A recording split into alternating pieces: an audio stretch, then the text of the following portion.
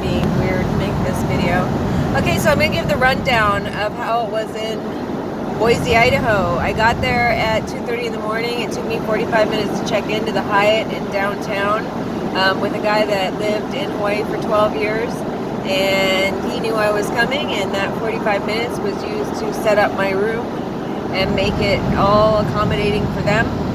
And that was not fun. And then I took Vita to the emergency room and did that all day, and then went back there that night and then was told that I was still checked in, which was weird. No one said that to me when I checked out at noon. And then they put me in, and the woman that was working at the desk was clearly helping them because she had a very specific room set up, and she suggested a new room, despite she said, well, then that one won't be clean and this and that. And I'm thinking, but I'm the last one that was in it. So, like, right? No, probably not. They probably spent all day in it. Yeah. And then, no, Mijo, stay back. Stay back. And then, two victims of the Hawaiian Syndicate, cartel, whatever the fuck these people are anymore. And then we were in that room, and I could hear someone up above us, and the gas and shit, and you know, you just I can't describe how sick I am of inhaling this shit. It's like I don't want to, because then I know how happy that'll make them. No, Mijo, please stop. And so then I asked to be removed from that room at about midnight, and they had that already set up as well. And they had already predicted that that might happen and had a room all set up for me. And I fell asleep to a bunch of gas, and Mijo was so bummed on it, he got off the bed and went and slept on the couch. So that was Boise, Idaho. I would have liked to have spent some time in Boise, but obviously I'm not safe there. I don't care how this sounds. I am 1,000% sure, and I've said this before, that the feds know what's going on. You can see my hair. She's done a lot of hair cutting.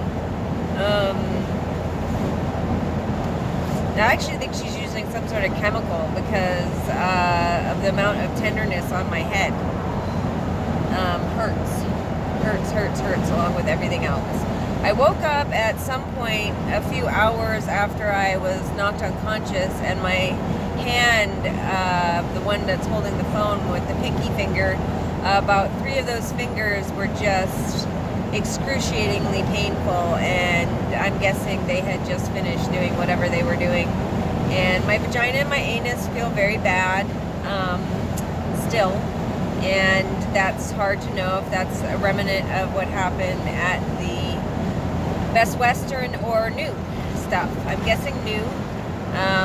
More raping and sodomizing and torturing, because usually, you know, the body actually heals itself pretty quickly down there, and usually I feel a bit better if I can keep them away from me, which is pretty much never. So, but yeah, it was just such a setup, you know. It was already coming through. And this is one thing I want to note, is the refrigerator thing. I've mentioned this before, and I know people are like, that's so crazy, and she's crazy, and I'm sure you think that, and trust me, but a refrigerator doesn't turn on to make itself cold like every 5 minutes. Especially, I moved into a room that was supposedly empty. I didn't open the refrigerator, didn't let any cold air out. It wouldn't need to keep turning itself on and doing that. It just doesn't make sense, and it's just something I've noticed that has happened repeatedly all the way from Los Angeles. They would do that with that refrigerator. I don't have any idea how that could dispel gas, or if that's used to power whatever is being used to dispel gas. I don't know. All I know is I have, since Los Angeles, living on Coy Drive at that Fred Kogan's house, who rented it to me, took my money, and when I said I was being raped there, wouldn't let me leave. Didn't even respond to my statement at all. it just, the whole thing was really odd, and obviously it started pointing towards that he knew.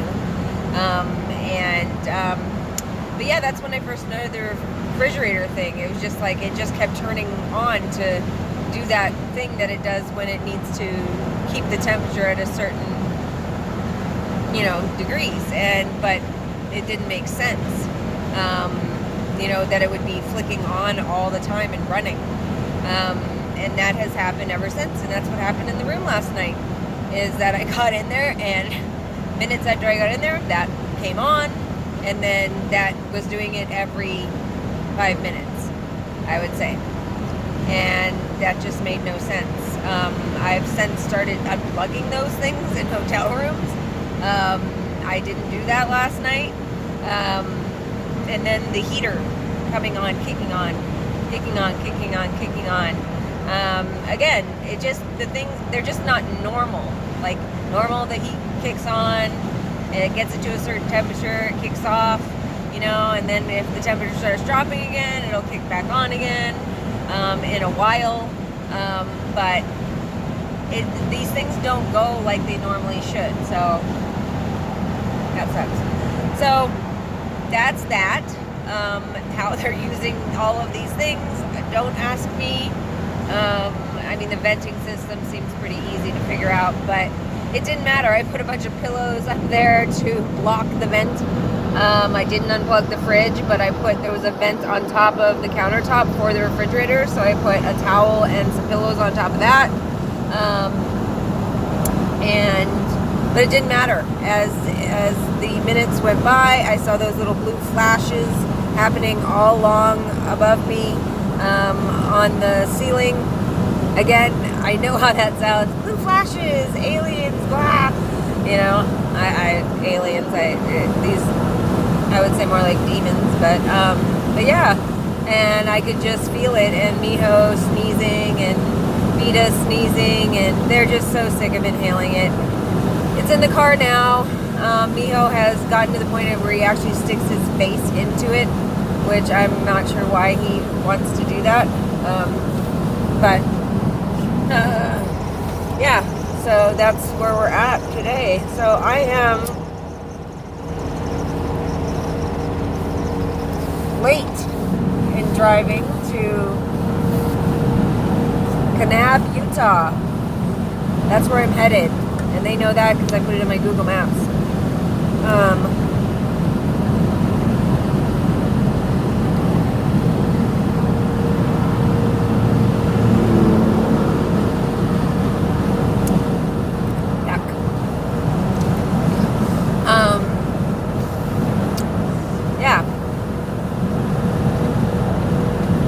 It's weird. The drug is so overpowering in the way that it's like, go to sleep, and and then I'm tired. I'm tired, but it's amazing for me now. Sleep means rape, and you have no idea how mentally debilitating that is, because the human body needs sleep. So it's just such torture on so many levels, and torturing my animals and torturing me, and the raping, the sodomizing. And those 4 guys that were outside when I went out at midnight and just went outside for a smoke and was just like, okay, am I gonna hit the road? Am I gonna, what are my choices here? And what are my options? And how do I want to do this? So, but I've already made a reservation at the Best Friends Animal Sanctuary. Do I think I'll be safe? No, I don't. And they called me at 10 o'clock last night and said that I was supposed to be arrived last night. And I'm like, no, I changed that and had it coming tonight because I knew that I was probably not going to make the drive. And I didn't really want to drive all night again, or try to. Night is the time for darkness. It's like, no shit. Movies are somewhat real in that way. Bad people come out at night. Good people are home sleeping. So, beautiful scenery. You're not going to be able to see it that well through my super dirty windows. My cleaner is in my bus, but super beautiful mountaintops, snowy mountaintops. But yes, that's an update, and I need help. So any good people in the world that are watching this, I'm no longer in Oregon, but I need help, I really do. It'd be nice to have a safe place to go and to sleep that's warm and I won't get raped, and my dogs and I can go and be asleep and go for walks and just whatever. But my plan is to give them away, and then I have a couple options for myself, and we'll have to see. I really basically will see what happens when I give them away. So this will be harder. They unbelievably beat themselves at making it shittier than killing them, is making me give them away. And then not knowing if they're going to die. Yes, I just littered an organic thing that does actually decompose or whatever. Supposedly, that's what American Spirit says, at least. But I don't care anymore. I don't care. I don't care about use of plastic. I don't care about anything. I use 1 million straws all the time for Starbucks. And in the back of my mind, it's not who I am. It's not who I like, the way I want to live. But I don't care anymore. And you know why? Because no one gives a fuck that I'm being gang raped and sodomized and tortured. So why the fuck would I give about? And I finally get why you see people that are they just don't give a fuck. And I'm like, it's because their life is so shitty, that or they're just nasty people. But probably that there's nothing good in their lives. So what do they care? No one's treated them well.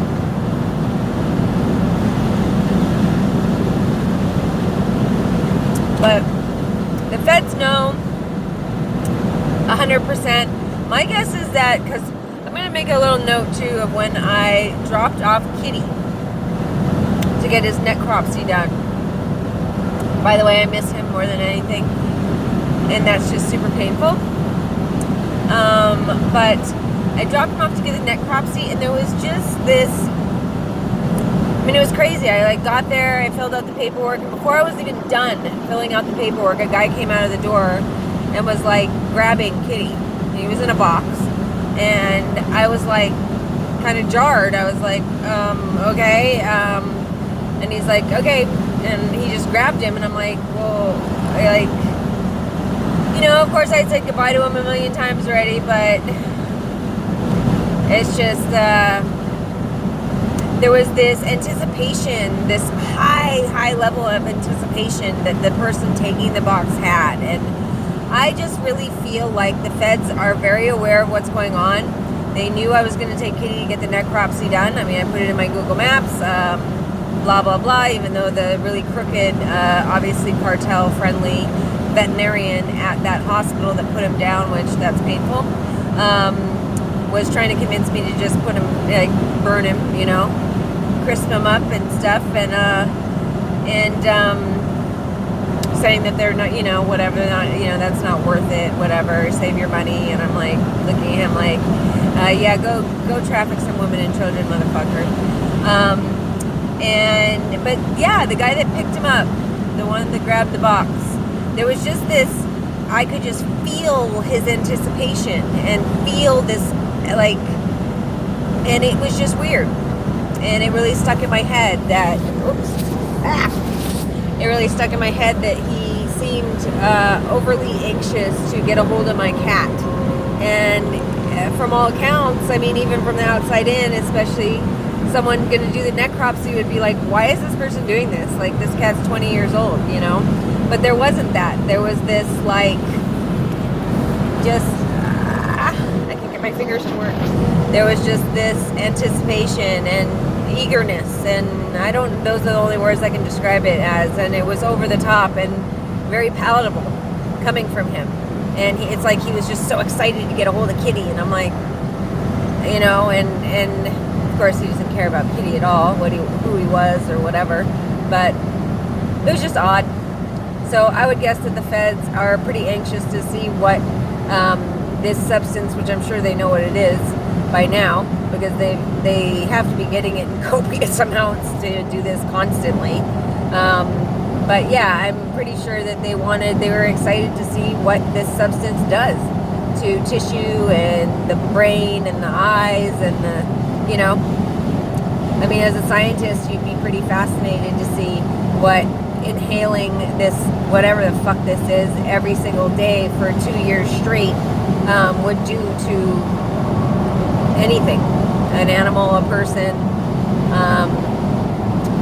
So again, I guess the benefits to the Federal Bureau of Investigations or the U.S. government or whatever just far outweigh the benefit of getting them arrested and, you know, whatever. Like, it just, whatever. Yeah, and I see that. I mean, they can see how they network through from state to state. They can see how, you know, this gas is how it works and what it does, and, you know, they can see how I'm trying to fight it, what I'm trying to do, and how it doesn't work, and how they can do it in any environment. I just, you know, I mean, I've never ever been a conspiracy person. I really haven't. I mean, I don't trust governments and stuff because they're not trustworthy. You can see in their histories the horrible things they do, and so they're not really trustworthy with the value of humankind. But I just didn't, you know, it's just not my forte, really. None of this, like, conspiracy shit, I'm analytical, but I'm not, you know, I like to analyze human behavior and stuff like that, but not, I would have never guessed that somebody would want to see us be tortured, but it makes sense. It really does. I mean, it really does that this, for the government, the U.S. government, whatever faction or whatever, would find this to be really, you know, quite interesting, you know, and any person that studies human behavior even would find it interesting to see how I'm trying to save myself and my dilemmas and my challenges and my choices and what I do and how the drug's affecting that and how the drug's affecting how I can comprehend my situation and figure out my options. And, you know, I mean, I think for them probably my death would be not, you know, they just would want to get a hold of my body and be able to look at what damage this has done and what it, you know. So, I mean, let's think about this for real, is that, are there any case studies of a human being being anesthetized every single day? I don't think so. I don't think they have any clue. And, you know, that vet yesterday was like, as soon as you leave the environment, you breathe it out. I'm like, yeah, but if I'm pretty much inundated with it, like, you know, 20 hours out of 24 hours a day, like, say I get out of it for a total of 4 hours, you know, going into stores, going for walks, say that happens. That's an extraordinary amount of anesthetic to inhale, and they just don't, you know, I really don't think there's a lot of studies about it, and I would guess that the government would be pretty fascinated by it being used as a chemical weapon, because it's easily attainable and it's not seen that way yet. So, and they could use it against whoever they wanted to. So, that's it. Too long. I don't even know how long it is. I can't see. But there you go. Update. Federal government. Whatever. And again, not a conspiracy theorist. It's just not my forte. I hope I can get gas before the next gas station is what I'm hoping right now, because I really didn't check.